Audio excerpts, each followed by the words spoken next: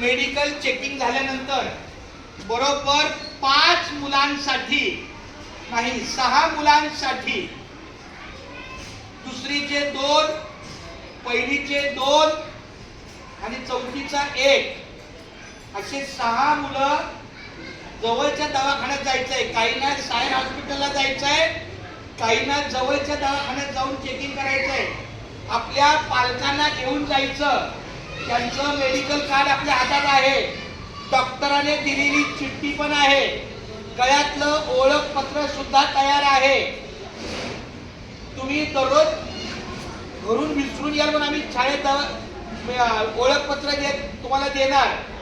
म्हणजे संध्याकाळी जाताना पुन्हा शाळेत जमा करायचं. म्हणजे मी घरी विसरलो, माझं हरवलं, माझं पडलं, माझं तुटलं असं होणार नाही. समजलं? फक्त ती किती मुलं आहेत सांगतो तुम्हाला. एकच